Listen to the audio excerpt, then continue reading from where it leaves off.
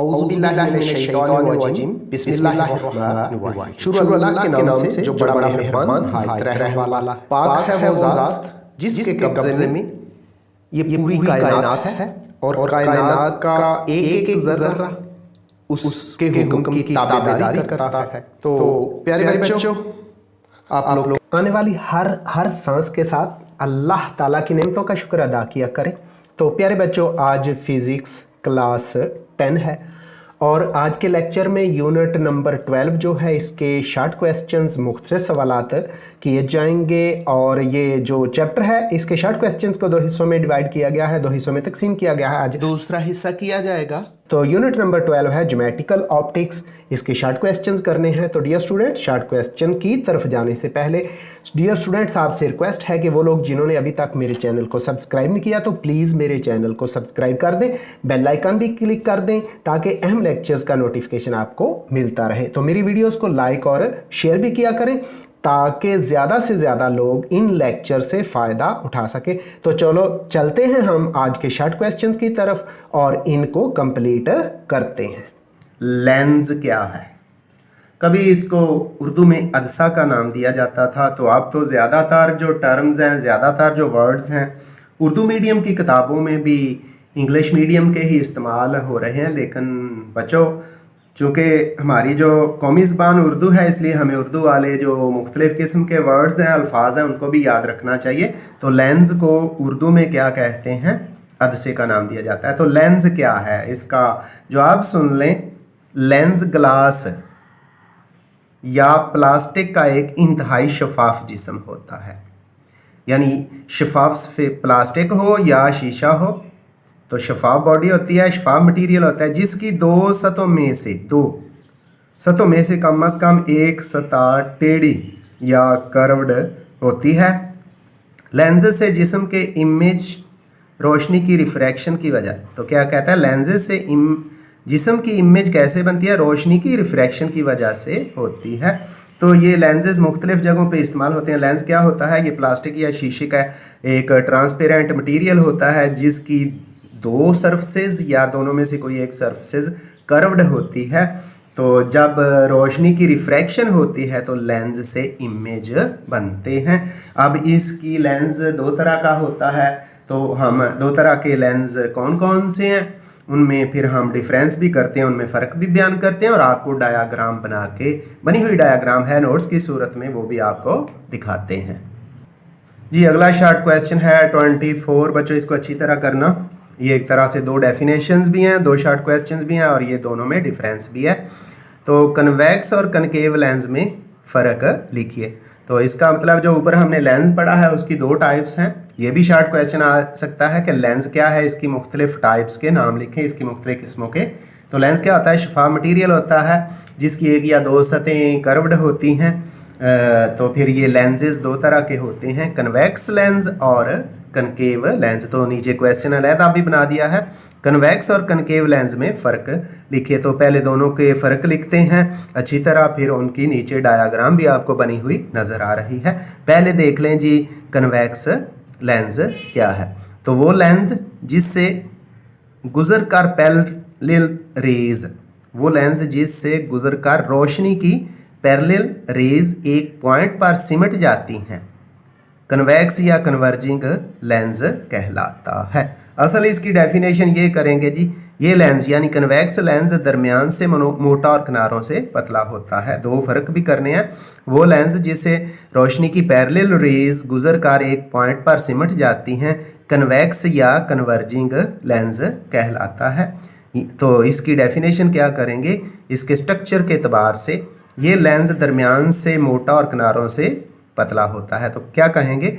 Type of lens which is thicker in middle than edges is called convex lens. वो lens जो दरमियान से किनारों की निस्बत मोटा होता है कन्वेक्स लेंस कहलाता है। डायग्राम बनी हुई आपको नज़र आ रही है। अब कनकेव लेंस क्या है? वो लेंस जिसे गुजरने वाली पैरेलल रेज एक पॉइंट से फैलती हुई दिखाई देती हैं।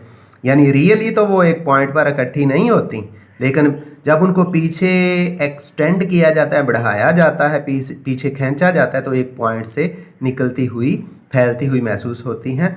तो वो लेंस जिससे गुजरने वाली पैरेलल रेज एक पॉइंट से फैलती हुई दिखाई देती हैं कनकेव लेंस कहलाता है। इस किस्म के लेंसेज को कनकेव या डाइवर्जिंग लेंस भी कहते हैं। डाइवर्जिंग लेंस इसलिए कहते हैं कि ये रोशनी की रेज को बखेर देता है, और कन्वेक्स लेंस को कन्वर्जिंग लेंस इसलिए कहते हैं कि को रोशनी की रेज को इकट्ठा कर देता है। अब इसकी भी सुन ले आगे स्ट्रक्चर के एतबार से डेफिनेशन। ये लेंस यानी कनकेव लेंस सेंटर से पतला और किनारों से मोटा होता है। Lens which is thinner in middle, thinner यानी पतला in middle than edges is called concave lens. तो शक्ल से तो वाज़े ऐसा लेंस जो दरमियान से पतला और किनारों से मोटा होता है कनकेव लेंस कहलाता है। स्टूडेंट्स अगला शॉर्ट क्वेश्चन है प्रिंसिपल एक्सिस से क्या मुराद है। इंशाल्लाह आपको इसकी ये जो आपको दोनों लेंस नज़र आ रहे हैं ना, कनकेव और कन्वेक्स, और इनके दरमियान में पॉइंट सी भी लिखा हुआ है। इस पॉइंट सी को सेंटर ऑफ कर्वेचर कहते हैं, आगे इनको डिफाइन भी करते हैं। तो वो सीधी लाइन जो लेंसेज के सेंटर ऑफ कर्वेचर से गुजरती है उसको प्रिंसिपल एक्सिस कहते हैं। तो सुन लें डेफिनेशन। प्रिंसिपल एक्सिस से क्या मुराद है, स्फेरिकल लेंसेज की दोनों सतहें एक स्फीयर का हिस्सा होती हैं, चाहे वो इनर कर्व्ड हो या आउटर कर्व्ड हो, उसकी जो दोनों सरफेसेज होती हैं ना लेंसेज की, दोनों क्या होती हैं, स्फीयर का हिस्सा होती हैं, यानी स्फीयर बनाती हैं, सर्कल टाइप। स्फेरिकल लेंसेज की दोनों सतहें एक स्फीयर का हिस्सा होती हैं। लेंसेज के दोनों सेंटर ऑफ कर्वेचर्स, ये जो सी से जाहिर किया गया है, से गुजरने वाली सीधी लाइन को प्रिंसिपल एक्सिस कहते हैं। The straight line that passes through the centre of the both the lenses यानी mean concave and convex lens, this straight line is called principal axis. जी क्वेश्चन नंबर 26 है ऑप्टिकल सेंटर की तारीफ कीजिए। अभी अभी मैंने आपको पीछे बताया कि आगे डायग्राम आएगी, वहाँ से आपको प्रिंसिपल एक्सिस के बारे में भी दोबारा रिपीट कर देंगे। तो ये दोनों लेंसेज बने हुए नज़र आ रहे हैं, कनकेव लेंस है, कन्वेक्स लेंस है। ये दोनों के सेंटर ऑफ कर्वेचर है, यानी पॉइंट सी है जो दरमियान वाला पॉइंट है, वहाँ से एक सीधी लाइन डॉटेड लाइन की सूरत में गुजर रही है। ये स्ट्रेट लाइन जो है ना, जो दोनों के सेंटर में से सीधी गुजर रही है, इसको प्रिंसिपल एक्सिस का नाम भी देते हैं। तो अब ऑप्टिकल सेंटर की डेफिनेशन भी सुन लें। प्रिंसिपल एक्सिस पर लेंस के सेंटर पर, यानी प्रिंसिपल एक्सिस जहाँ से गुजरा है, प्रिंसिपल एक्सिस पर लेंस के सेंटर पर पॉइंट सी जो कि डायग्राम में आपको नज़र आ रहा है को ऑप्टिकल सेंटर कहते हैं। तो ये भी डेफिनेशन होगी। इसका मतलब प्रिंसिपल एक्सिस और ऑप्टिकल सेंटर दोनों डेफिनेशंस इकट्ठी भी की जा सकती हैं। तो अगला शॉर्ट क्वेश्चन है स्टूडेंट्स, इसको अच्छी तरह तैयार कर लीजिएगा, अहम भी है। तो आपको ये मैं सवाल पढ़ के सुनाता हूँ और उसके बाद जो सवाल है उसके मुताबिक दोनों डायग्राम्स भी बना के समझा दूंगा। तो इसको अच्छी तरह कर लेना है, क्योंकि आगे चल के ये जो लॉन्ग क्वेश्चन है या लेंसेज से इमेज फॉर्मेशन है ना, कि इमेज कैसे बनाना है, ये सवाल अब बहुत सारी हेल्प करेगा। जी तो स्टूडेंट्स क्वेश्चन नंबर 27 है प्रिंसिपल फोकस से क्या मुराद है। इसको यूं भी सवाल इम्तिहान के अंदर आता है, डिफाइन प्रिंसिपल फोकस। तो नीचे मैंने दोनों तरह के डायग्राम मैंने बना दी जी, दोनों तरह के लेंसेज बना दिए हैं। कन्वेक्स लेंस भी बना दिया। कन्वेक्स लेंस क्या होता है, दरमियान से ये मोटा होता है और किनारों पर से पतला होता है, यानी ऐसा ट्रांसपेरेंट मटेरियल जिसकी एक या दोनों सतह कर्व्ड होती हैं। तो दोनों सतहें कर्व्ड हैं, दरमियान से मोटा है, किनारों पर से पतला है, कन्वेक्स लेंस कहलाता है। जबकि इसके उल्ट कनकेव लेंस क्या है, ये दरमियान से पतला होता है, किनारों पर से मोटा होता है। तो दोनों से मैंने रेज खींच के दोनों से जहाँ जहाँ ये इकट्ठी होती हैं, फोकस होती हैं, वो हमारा प्रिंसिपल फोकस होगा। तो पहले कन्वेक्स लेंस के लिए डायग्राम देखें जी। ये जो डॉटेड लाइन लगी हुई लेंस के दरमियान से सेंटर ऑफ कर्वेचर में से गुजर रही है, सी में से, ये सीधी लाइन क्या कहलाती है, प्रिंसिपल एक्सिस। तो आप देख रहे हैं कि ये पहली रे है, फिर दूसरी है, फिर तीसरी, और 4 रेज मैंने खींची हैं। ये रेज किसके पैरेलल हैं, प्रिंसिपल एक्सिस के पैरेलल नज़र आ रही हैं। जब ये लेंस यानी कन्वेक्स लेंस पर पड़ी हैं तो ये मुड़ गई हैं, रिफ्रैक्ट हो गई हैं, रिफ्रैक्ट होके एक पॉइंट पे रियली इकट्ठी हो गई हैं। इस पॉइंट को हमने एफ का नाम दिया। एफ का नाम इसलिए देते हैं कि इसको फोकस या प्रिंसिपल फोकस का नाम देते हैं। तो कन्वेक्स लेंस के अंदर जब लाइट का, रोशनी का पैरेलल बीम जो होता है, किसके पैरेलल, प्रिंसिपल एक्सिस के, वो लेंस पर पड़ता है तो वो एक पॉइंट पे फोकस हो जाता है, इकट्ठा हो जाता है, सिमट जाता है। इस पॉइंट को प्रिंसिपल फोकस या सिंपली फोकस का नाम दिया जाता है। चूँकि शुआएँ रियली इकट्ठी हो रही हैं इसलिए फोकस भी रियल होता है, एफ भी रियल होता है और इसको पॉजिटिव लिया जाता है। फिर दूसरी तरफ कनकेव लेंस की तरफ देखें जो कि दरमियान से पतला है, किनारों से मोटा है। आप देख रहे हैं कि ये इधर भी पैरेलल रेज आ रही हैं। जब लेंस पर पड़ी हैं तो ये बाहर को फैल गई हैं, जब इनको पीछे बढ़ाया गया है तो ये एफ से निकलती हुई फैलती हुई महसूस होती हैं। यहाँ एफ फोकस है, ये वर्चुअल होता है, इसको भी एफ से जाहिर करते हैं। अब आएँ जो नोट्स पर डेफिनेशन लिख छोड़ी है वो भी देख लें। कन्वेक्स लेंस के प्रिंसिपल एक्सिस के पैरेलल रेज रिफ्रैक्शन के बाद प्रिंसिपल एक्सिस पर एक पॉइंट एफ पर सिमट जाती हैं। इस पॉइंट को प्रिंसिपल फोकस या फोकल पॉइंट कहते हैं। अब कनकेव लेंस के लिए, कनकेव लेंस की सूरत में पैरेलल रेज यानी मतवाजी जिनको बोलते हैं, पैरेलल रेज लेंस के पीछे से एक पॉइंट एफ से आती हुई मालूम होती हैं जिसको प्रिंसिपल फोकस का नाम दिया जाता है।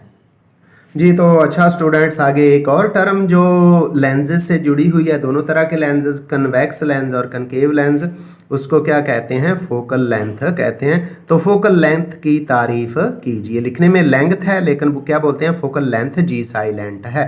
तो ये जो ऊपर अभी जिस डायग्राम के बारे में थोड़ी सी वजाहत की है, कन्वेक्स लेंस के लिए और कनकेव लेंस के लिए रेज कैसे आके फोकस होती हैं, तो इस डायग्राम का सहारा लेना ज़रूरी है, इसलिए ऊपर डायग्राम को मैंने सामने रखा हुआ है। तो फोकल लेंथ की तारीफ करते हैं दोनों तरह के लेंसेज के लिए, कन्वेक्स लेंस के लिए भी और कनकेव लेंस के लिए भी, और ऊपर शक्ल से आपको कुछ बताया जाएगा। तो सुन लें जी, किसी कन्वेक्स या कनकेव लेंस के लिए लेंस के ऑप्टिकल सेंटर सी, ये गौर करें, ये ऊपर डायग्राम में देखें तो सी ऑप्टिकल सेंटर है, इधर भी दरमियान वाला पॉइंट है लेंस का ऑप्टिकल सेंटर है। तो क्या है? किसी कन्वेक्स या कनकेव लेंस के लिए लेंस के ऑप्टिकल सेंटर, जिसको सी से जाहिर किया गया है, ऑप्टिकल सेंटर सी, और प्रिंसिपल फोकस, ये प्रिंसिपल फोकस है कन्वेक्स लेंस का, ये प्रिंसिपल फोकस है कनकेव लेंस का, ये रियल है ये वर्चुअल है, के दरमियानी फासले को फोकल लेंथ कहते हैं। लो जी, ये सी है और ये फोकस है, प्रिंसिपल फोकस है, ये सी से लेके एफ तक का ये जो फासला है ना, डिस्टेंस है, ये फोकल लेंथ कहलाता है। इधर भी देख लें, ये प्रिंसिपल फोकस है, ये सेंटर ऑफ कर्वेचर है सी, तो सेंटर ऑफ कर्वेचर और एफ का दरमियानी फासला क्या कहलाता है? Focal length. फोकल लेंथ को एफ से जाहिर करते हैं, छोटे एफ से, स्मॉल एफ से जाहिर करते हैं। तो ये जो फोकल लेंथ है जिसको स्मॉल एफ से जाहिर करते हैं, ये कन्वेक्स लेंस के लिए पॉजिटिव होती है, जबकि कनकेव लेंस के लिए ये हमेशा नेगेटिव होती है। जी तो स्टूडेंट्स, हमारे चैप्टर नंबर 12 ज्योमेट्रिकल ऑप्टिक्स के शॉर्ट क्वेश्चंस जारी हैं। अगला शॉर्ट क्वेश्चन कुछ यूं है, लेंस की पावर से क्या मुराद है? शॉर्ट क्वेश्चन क्या है? लेंस की पावर से क्या मुराद है? तो इसका जवाब सुन लें। किसी लेंस की फोकल लेंथ, अभी पढ़ रहे हैं कि फोकल लेंथ क्या है, सेंटर ऑफ कर्वेचर और फोकस के दरमियानी फासले को क्या कहते थे? Focal length. तो किसी लेंस की फोकल लेंथ एफ का माकूस, जिसको इंग्लिश में रेसिप्रोकल, इंग्लिश में क्या बोलते हैं? रेसिप्रोकल, और उर्दू में कहते हैं उल्ट, इसको इनवर्स भी बोलते हैं। तो किसी लेंस की फोकल लेंथ का माकूस लेंस की पावर कहलाता है। लेकिन एक शर्त है बच्चों, ये जो फोकल लेंथ है इसकी मेजरमेंट, इसकी पैमाइश किस में होनी चाहिए? मीटर्स में होनी चाहिए। इसलिए डेफिनेशन करते हुए लिख दिया, किसी लेंस की फोकल लेंथ का माकूस लेंस की पावर कहलाता है, बशर्ते के फोकल लेंथ की पैमाइश मीटर्स में हो। तो इसका फार्मूला भी लिख दिया, P यानी लेंस की पावर बराबर है 1/f फोकल लेंथ का माकूस और साथ m डाल दिया, यानी इस फोकल लेंथ को किस में मेजर किया जाएगा? इसमें पैमाइश किया जाएगा मीटर्स के अंदर। अब इसका ये जो फिजिकल क्वांटिटी है लेंस की पावर, इसका यूनिट भी देख लें क्या बनता है। तो यूनिट भी मैंने लिख दिया, ये अलहदा भी शॉर्ट क्वेश्चन आता है। लेंस की पावर का यूनिट डायोप्टर है। लेंस की पावर का यूनिट क्या है? डायोप्टर है। इसे कैपिटल डी यानी बड़े डी से जाहिर किया जाता है। अब ये एक डायोप्टर होता क्या है? अगर फोकल लेंथ यानी लेंस की फोकल लेंथ की पैमाइश किस में की जाए? मीटर्स में की जाए, तो 1 डायोप्टर इज इक्वल टू 1 पर मीटर। इसको यूं भी लिख सकते हैं 1/1 मीटर, 1/1 मीटर भी, तो 1 डायोप्टर इज इक्वल टू 1 पर मीटर। डाईऑप्टर ऐसे लेंस की पावर है, यानी एक डाईऑप्टर ऐसे लेंस की पावर है जिसकी फोकल लेंथ 1 मीटर के बराबर हो, यानी 1 1 बटे में लिखें तो 1/1 मीटर। 1 डाईऑप्टर किसके बराबर होगा? ए 1/f की जगह 1 लिखेंगे 1 मीटर। अगर f यानी कि पैमाइश मीटर्स में हो तो 1 डाईऑप्टर बराबर है 1 पर मीटर। डाईऑप्टर ऐसे लेंस की पावर है जिसकी फोकल लेंथ 1 मीटर है। डियर स्टूडेंट्स, आगे बढ़ने से पहले आपसे रिक्वेस्ट है कि प्लीज मेरे चैनल को सब्सक्राइब कर दें, बेल आइकन भी क्लिक कर दें और मेरी वीडियोस को लाइक और शेयर भी किया करें। Dear students, so much thanks for subscribing my channel. Now again we come to the lecture. Question number 30 है, मैग्नीफाइंग पावर से क्या मुराद है? मैग्नीफाइंग पावर को उर्दू के अंदर तकबीर का नाम दिया जाता है। तकबीर का मतलब है बड़ा, यानी बड़ा करके दिखाना। तो इसके अंदर इस शॉर्ट क्वेश्चन के जवाब के अंदर भी कुछ यही सूरत हाल होगी।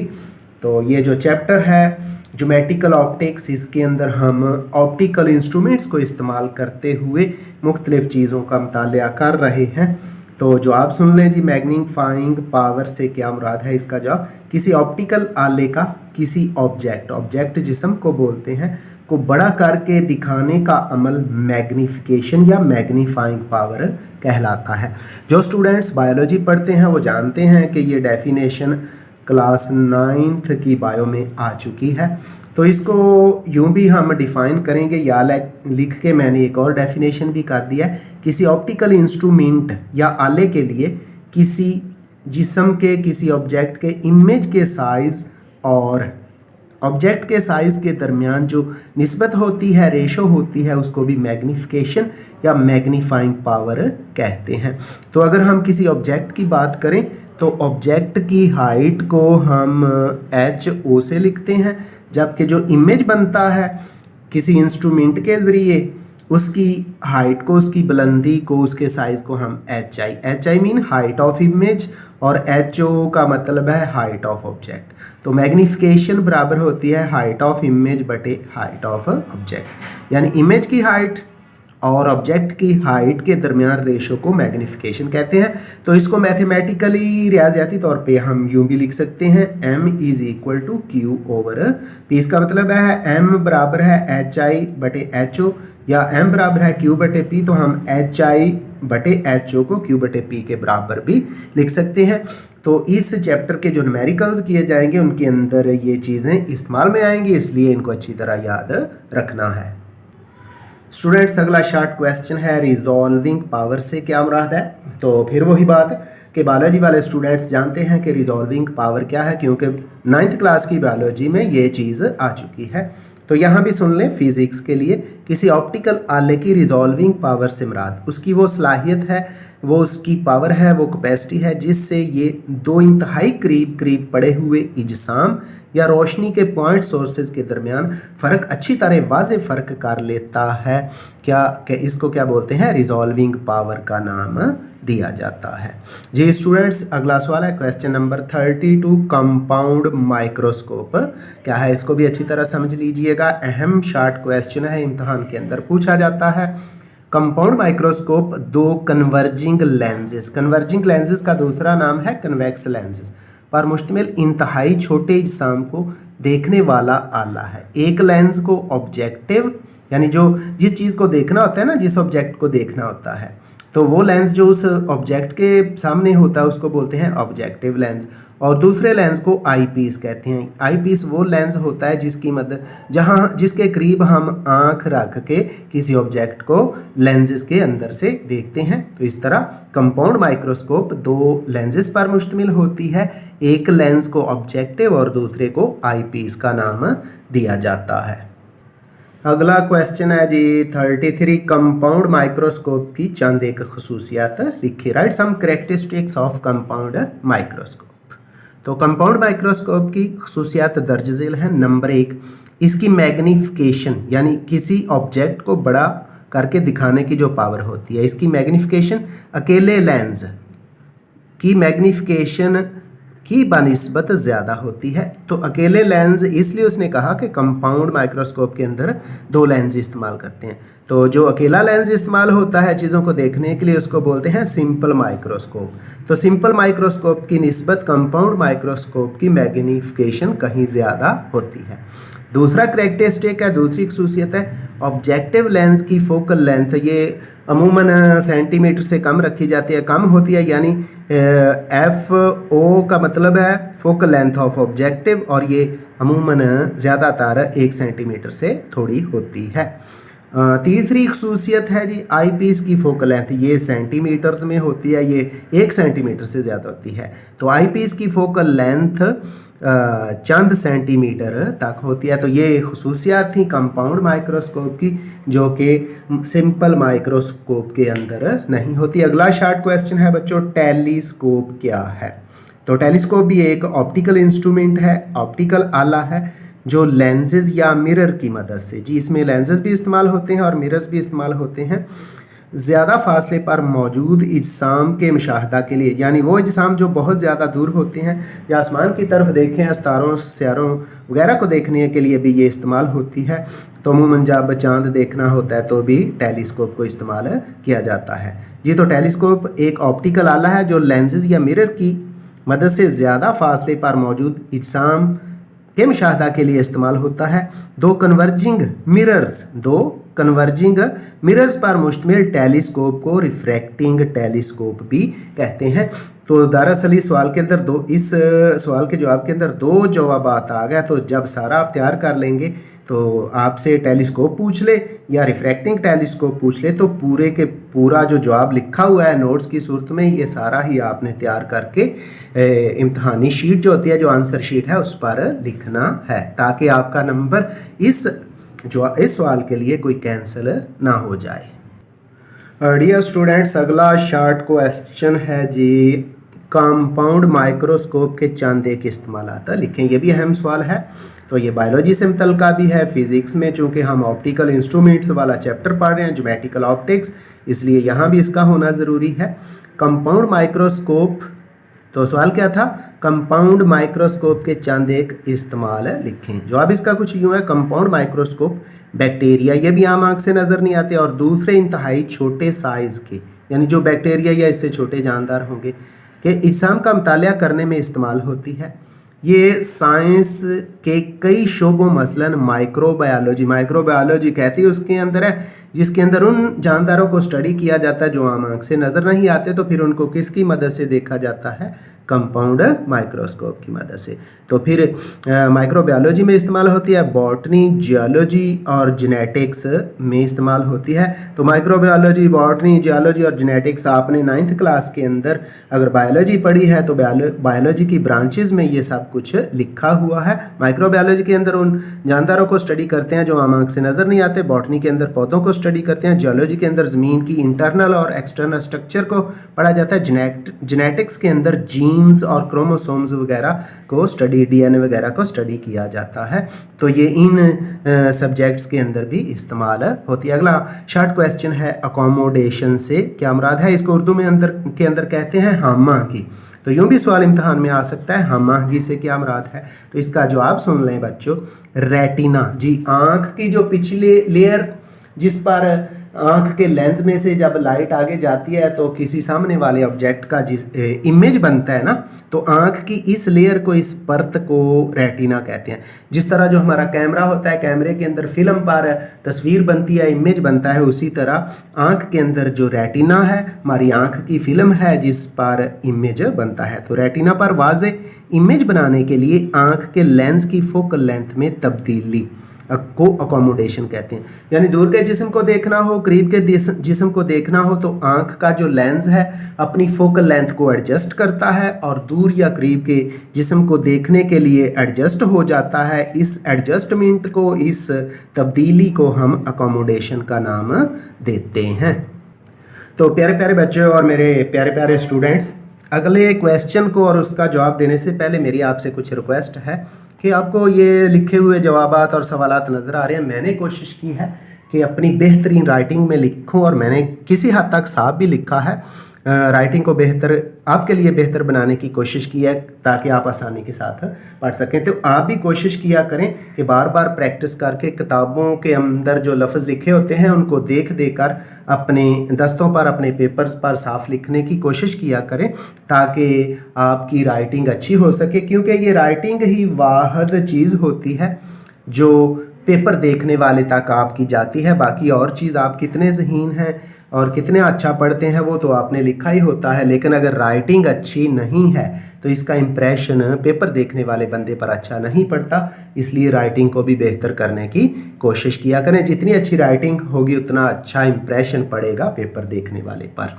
यानी राइटिंग आपके अच्छा पेपर करने और पेपर की प्रेजेंटेशन के अंदर बहुत अहम रोल अदा करती है। तो अगला शॉर्ट क्वेश्चन है, नुक्ता करीब और नुक्ता बैद में फ़र्क लिखिए। तो दो फ़र्क मैंने लिख दिए हैं, दो ही ज़रूरी हैं। तो पहले है जी नुक्ता करीब, नियर पॉइंट। इसके जो पहला पॉइंट है वो यूँ है कि आँख का नुक्ता करीब जिस्म का आँख से, यानी जिस जिस्म को हम देख रहे होते हैं, कम अज़ कम वो फासला है। मसलन किताब पढ़ रहे हैं तो कितने फासले पे कम अज़ कम रखते हैं, या किसी और जिस्म को देखते हैं तो वो हमारे आँखों के कितना करीब होगा कि हम उसको सही सही देख सकें। तो आँख का नुक्ता करीब जिस्म का आँख से कम अज़ कम वो फासला है जिस पर ये रेटिना यानी जो आँख का पर्दा है पर एक वाज़े इमेज बनाती है। तो वाज़े इमेज बनाने के लिए आँख के सामने जिस्म जितने फासले पर होगा वो फासला नुक्ताए करीब कहलाता है। और नॉर्मल आँख के लिए जो नुक्ताए करीब होता है वो तकरीबन 25 सेंटीमीटर पर वाक़ होता है, जो नॉर्मल आँख सेहतमंद आँख है। अगर इससे कम या ज़्यादा करेंगे तो फिर वो जिस्म हमें साफ़ और वाज़े दिखाई नहीं देगा। अब जी नुक्ता बैद की तरफ आते हैं, फार पॉइंट की तरफ आते हैं। एफ ओ आर फार नहीं है, ये होता है एफ ए आर फार। फार का मतलब दूर, करीब, दूर वाला नुक्ता। बैद दूर को बोलते हैं। तो इसका जवाब कुछ यूँ है, करीब तो जानते हो लेकिन बैद अरबी ज़बान का लफ्ज़ है, इसका मतलब है दूर, यानी फार पॉइंट। आँख का नुक्ता बैद दूर पड़े हुए जिस्म का आँख से ज़्यादा वो फासला है जिस पर आँख अपनी नॉर्मल हालत में उसको मुकम्मल फोकस करती है और उसका सही इमेज हासिल कर सकती है। यानी इंसानी आँख से ज़्यादा फासले पर अगर कोई जिस्म पड़ा हुआ है तो आँख जहाँ तक उसका सही वाज़े इमेज बना सकती है वो उसका नुक्ता बैद या फार पॉइंट कहलाता है। तो नॉर्मल इंसानी आँख के लिए नुक्ता बैद यानी फार पॉइंट लामहदूद फासले पर वाक़ होता है, यानी वो फासला मेजरमेंट में नहीं आता। मसलन रात को आसमान पर हम सितारों को बहुत अच्छी तरह देख सकते हैं, तो बहुत ज़्यादा दूर होते हैं, वो फासला हम पैमाइश नहीं कर सकते। तकरीबन वो लामहदूद फासला होता है। इसलिए सेहतमंद इंसानी आँख के लिए नुक्ता बैद लामहदूद फासले पर होता है। स्टूडेंट्स, अगला शॉर्ट क्वेश्चन कुछ यूँ है जी, करीब नज़री से क्या मुराद है? आँख के इस नक्स को कैसे दूर किया जा सकता है? करीब नज़री से इसको बोलते हैं शॉर्ट साइटेडनेस, यानी करीब नज़री से क्या मुराद है, आँख के इस नक्स को कैसे हम दूर कर सकते हैं। इस सवाल का जवाब सुन लें। करीब नज़री आँख की एक खामी है, आँख का एक नक्स है। तो इसका जवाब कुछ यूँ है जो मैंने यहाँ आपके लिए लिख दिया है। आँख का वो नक्स जिसमें इंसानी आँख करीब के इज्साम को तो वाज़े तौर पर देख सकती है जबकि दूर की अशिया और इज्साम वाज़े दिखाई नहीं देते। यानी करीब की चीज़ें तो बहुत अच्छी तरह नज़र आती हैं लेकिन जो इज्साम ज़्यादा दूर पड़े होते हैं, ज़्यादा फासले पर पड़े होते हैं, वो सही दिखाई नहीं देते। तो इस खराबी को, इस नक्स को करीब नज़री का नाम दिया जाता है। इस खामी को हम यूँ दूर कर सकते हैं कि आँख के इस नक्स को दूर करने के लिए ऐनक यानी ऐनक बनवाएं या आँख के अंदर कंटैक्ट लेंस लगवाएं। मुनासिब फोकल लेंथ का डाइवर्जिंग यानी कनकेव लेंस लगाया जाता है। तो कनकेव लेंस जिसकी मुनासिब फोकल लेंथ होगी, तो ये तो ऑप्टिशियन जो है ऐनक बनाने वाला ऐनक साज वो फैसला करेगा कि कितनी फोकल लेंथ का लेंस लगाना है। तो डाइवर्जिंग फोकल लेंथ, मुनासिब फोकल लेंथ का लेंस लगाकर या कंटैक्ट लेंस लगाकर या ऐनक बनाकर इसको दुरुस्त किया जा सकता है। अगला सवाल है जी बच्चों, बैद नज़री से क्या मुराद है? वो उसका उल्ट है पहले वाले का। बैद नज़री से क्या मुराद है? आँख के इस नक्स को कैसे दूर किया जा सकता है। तो अजीज़ तलबा इस सवाल का जवाब भी सुन लें। आँख का वो नक्स जिसमें इंसानी आँख दूर के इजसाम को तो वाज़े तौर पर देख सकती है, ठीक ठीक देख सकती है, जबकि करीब की अशिया और इजसाम वाज़े दिखाई नहीं देते। क्या है? आँख का वो नक्स है जिसमें इंसानी आँख दूर के इजसाम को ठीक देख सकती है, साफ़ और वाज़े देख सकती है, जबकि करीब की अशिया साफ़ और वाज़े दिखाई नहीं देती। आँख के इस नक्स को दूर करने के लिए ऐनक या आँख में अगर कंटैक्ट लेंस लगवाएंगे, मुनासिब फोकल लेंथ का कन्वर्जिंग यानी कन्वेक्स लेंस लगा दिया जाता है। यानी जब प्रॉपर फोकल लेंथ का सही सही एडजस्ट करके लगाएंगे तो ये इस खामी पर भी फिर काबू पाया जा सकता है। तो स्टूडेंट्स, इसके साथ ही आज का हमारा लेक्चर क्लोज होता है। मुझे मोहम्मद अब्बास को दीजिए इजाज़त। अल्लाह हाफिज़।